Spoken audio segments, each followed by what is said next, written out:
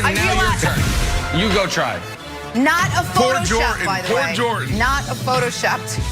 Hey, we got a great show. We're going to start with Cowboys and Steelers. A little preseason from last night. Dak Prescott not on the field, and it showed. Cowboys with a stagnant offense all night long. Couldn't get anything going. Jay Glazer says the boys expect Dak to be ready, though, for week 1. But Dallas continues to be cautious as their quarterback nurses that injured shoulder strain that he suffered in camp. At halftime last night, Dak talked to Terry Bradshaw about both of his injuries. Take a listen. How long do you think you'll be able to get in the action and find yourself comfortable? And number 2, I don't understand where the injury was in your shoulder. When I heard it, I thought it would be the rotator side, but it's my understanding it's actually underneath the shoulder. Is that correct? Yeah, that's correct. But as far as my ankle, I mean, I've done so much rehab. I've worked continuous, a lot of hours just to get myself back, and I'm very confident in it. So I don't think it'll take any time before I'm just back out there. I mean, the practices that I've had, I didn't think about my ankle. I was just being a part of the offense, being a part of all of it. So now it's just about getting the shoulder behind me. And when we're just being cautious. We're taking it day by day. Obviously, it's 5 weeks before season opener. So I've got a lot of time, and I'm going to use that time and get myself ready for that game. So Dak says they're just being cautious. Troy Aikman weighed in on the situation. He said this: the Cowboys are downplaying it. But I think when your franchise quarterback is missing the amount of time he's missing, I tend to think it's probably a little bit more significant than what they have led on. All right, Brandon, Troy sounds concerned, not going to lie. Should Cowboys fans be worried about Dak's shoulder? Absolutely. Troy's right. You know, when you hear Dak Prescott say, you know, it's day to day, we're going to take it day to day, but there's 5 weeks left until the season opener. That's what I'm getting ready for. That's a problem. You already took off 10 months, right? Not took off 10 months. So week 6, you went down with that brutal and devastating ankle injury, and you were off for 10 months. So everybody's excited to get back out there. You're excited to get back out there. You've only been in camp for pretty much a week, and now you're dealing with this. So yeah, there's more to this. Now, the good thing about the National Football League around their stars is there's a lot of smart coaches out there. There's a lot of smart organizations out there to say, you know what, we don't have to rush it. Let's protect our guy. We know what's more important. But the problem at the quarterback position, Nick, is you are the guy. You need to be able to get the perfect fit in the run game and handing the ball off with your guys. I got to be talking about protection. You got to get those reps. That's not a position that you can sit on the sideline and say, okay, once I get back in, I insert myself and we'll pick up right where we left off. This is a game of inches. This is a game of rhythm. This is a game of continuity. His wide receivers, he needs to feel his wide receivers at the top of the route. He needs to be able in constant communication with those guys in between plays, after different series in 7-on-7, team drill, live, 4-minute drill, 2-minute drill. He's not getting those reps. Now, I know he's a pro and he'll take advantage of the meeting time. I know he'll be talking to them, you know, on the sideline. But when you can't get in the rhythm with your wide receivers, your tight ends, your running backs, that throw you off. Everybody's excited. And I don't know if you felt it, but I was getting excited about the Cowboys, Nick. I was ready to go all in on the Cowboys. I heard you. Just 3 months ago, I said, I don't want to talk about the Cowboys anymore. But Dan Quinn is talking about changing up some things from this ancient defense. And then you have Dak Prescott, who's coming back, and he was looking good in day 1, day 2. So I was getting excited. So if I'm a Cowboys fan, I would be sad right now. I would be disappointed, and I will also be curious.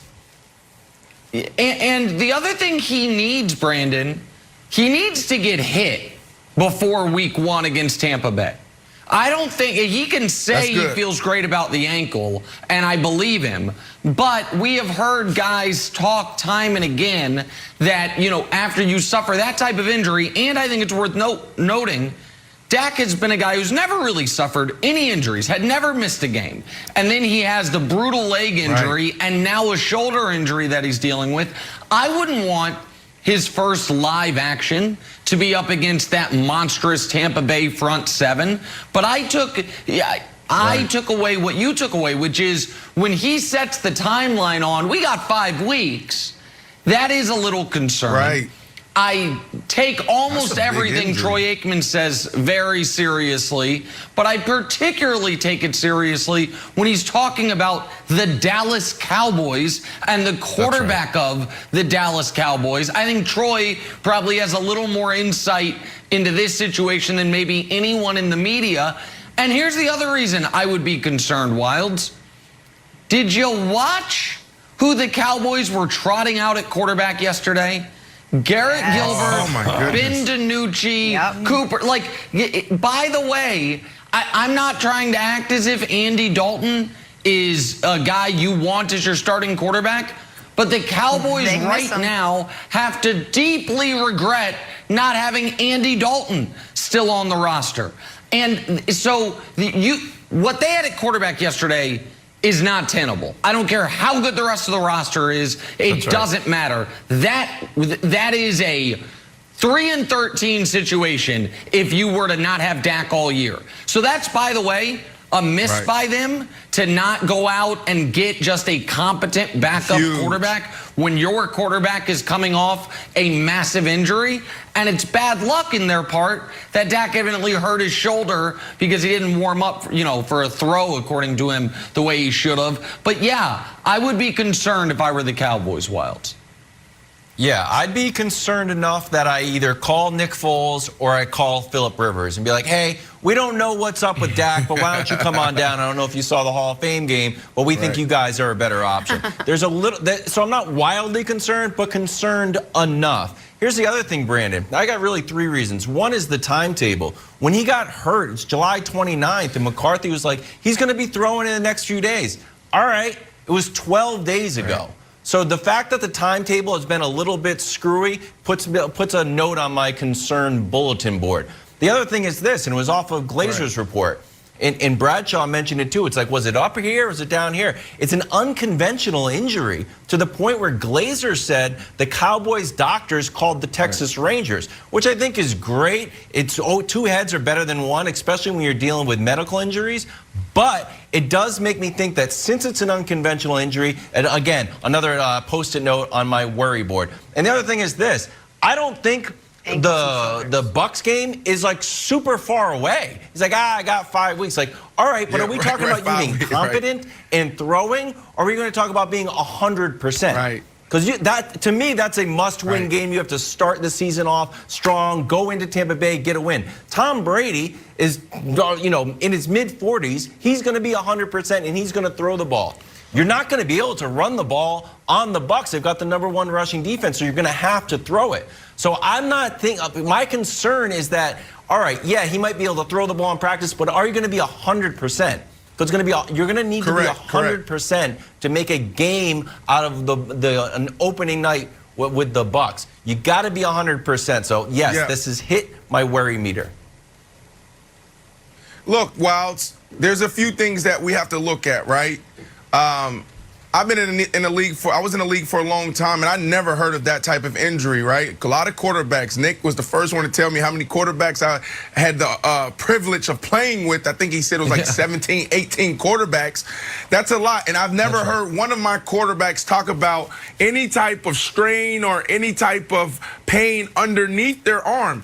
You always see the guys icing their shoulders. You always see the guys getting work on their shoulders. So for Dak to be dealing with something underneath his arm, that's interesting. And it also sounds like it's a strain, like it's a muscle. What did he say, Nick? He said that I didn't warm up properly for a throw. And then you hear these other terms, 4 weeks. Anytime you have a soft tissue injury, they always throw out 4 to 6 weeks. Now here's the interesting part around this. When you're dealing with a soft tissue injury, this could be a thing that you deal with all year. Because if you don't handle this the right way and you come back and you push it a little too much, you can make it worse. So it can go from a grade 1 to a grade 2 or a grade 2 to a tear, a full tear. So they have to be cautious with it. And to Wild's point, what are we going to get? Let's say he gets to week 1. What are we going to get? Is he going to be ready to go? Is he going to be actually 100%? He needs to play before then. Is he going to be in rhythm? He needs to be able to play in what is typically the third preseason game. It's different, I know, because the Cowboys played in the Hall of Fame game. But that second to last preseason game, Dak needs to get some live reps. But my biggest takeaway from this segment is, Jenna, you and I are the only people left on this show that don't have side jobs. Brandon obviously runs an empire and also is now doing something with Red Table Talk that for some reason he hasn't mentioned on the show, but it's a big deal. Meanwhile, Kevin Wildes has entered the sports agency business with Philip Rivers as his first client. Every team can't sign Philip Rivers, buddy. Like Philip Rivers. Hey, call Philip Rivers. Like, call Philip Rivers. Philip Rivers is not going to Dallas. Philip Rivers is not going to Dallas so he can, do spot duty for Dak. I'm just letting you know. No, I'm just telling you. Again, I know you want to get your client a payday. I'm just letting you know he's not going to Dallas, Wildes. My God. But he's got acquired by Rich Paul. Important to note, though, important to note, I mentioned earlier, Jay Glazer did say Dak Prescott would be ready to go week 1, so we'll see if they are rushing him back or if he's going to take that time to really rehab that shoulder. We're going to stay in the NFC East. News dropping yesterday. If you think Jalen Hurts